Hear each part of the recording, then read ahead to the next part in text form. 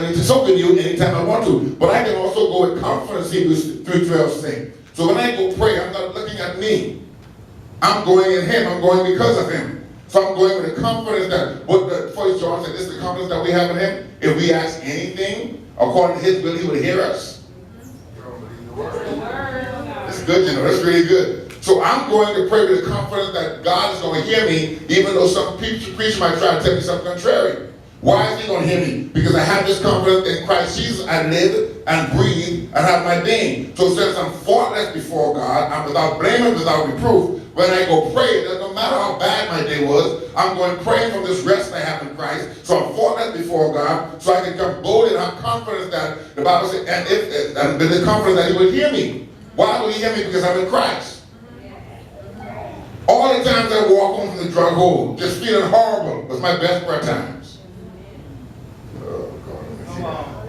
I just want everybody to join me where I'm at, and I just want you to join me where I'm at. And see, if you get to the place where you rest in God, all that common stuff goes away.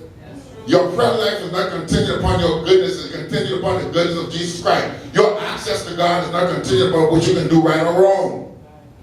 But you have to know that when you go before him, whether you're in tears, because sometimes when you go praying, you've been hurt so bad, or your understanding so messed up, you just in tears.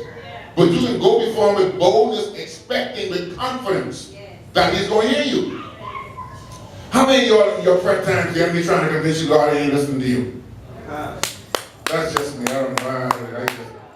Anybody else in the apostolic anointing in here? Because your prayer is so significant, it takes a good half hour for you to get into praying.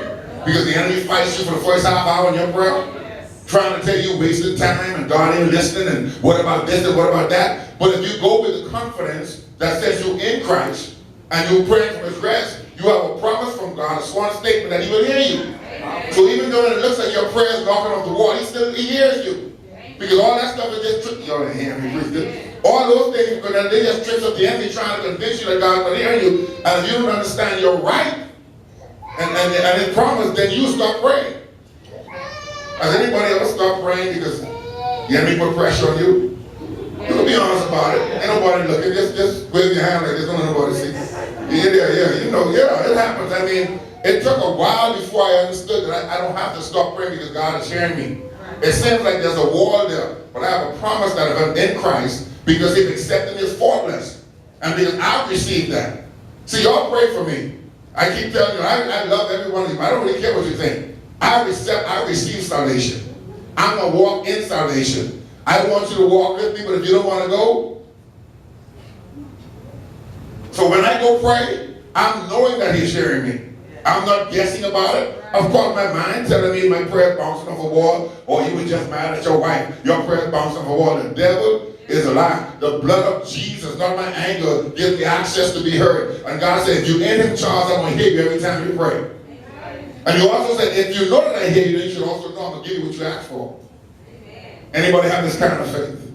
That 1 John chapter 5, 14, this is the confidence that we have in him, that if we ask anything according to his will, he will hear us. Can you receive that? Amen. If you're in the rest of God, then no matter what it feels like, if you pray, God will hear you. Amen. Can you receive? That's a promise. I put something on Facebook. I don't know who's seeing it today, but I'm doing this Facebook ministry for the first time. But we have a sworn statement from God. This Bible is a sworn, that's an oath. And if God gives you a sworn statement, I'm not going to remember your sin. And the preacher talked about sin. Somebody lied. It ain't God. You ought to hear what I'm saying. But we know that he cannot lie. So this book is a sworn statement. He says that if you ask anything being in Christ, I will hear you. So from this day forward, you can't let the devil convince you God ain't listening. Amen. Amen. Amen. He's just like the people who lie to you when they're trying to get you out of place. That's why I keep telling you, I know I'm talking to some. Listen to these people give you advice about your relationship. I'm in somebody's business here, but I'm going to move on. Because everybody who comes with information, they ain't on your side. That's true. That's true. That's just a sidebar for somebody. Be careful with all the news. Just like the enemy trying to convince you God ain't hearing you. People are trying to convince you that your relationship ain't working because they have ulterior motives. Let me get back to this. I only have 10 more minutes.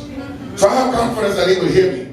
And Jesus said in Mark 11:4, whatsoever you pray for what? Believe that you receive it. Amen. That's So right. if I'm praying with the confidence that God hears me, if I'm praying with the confidence then that I know if He hear me, He will do it. Jesus said, you believe, you receive Yes. Jesus. See, let me just leave something with you. Wow. The way I did my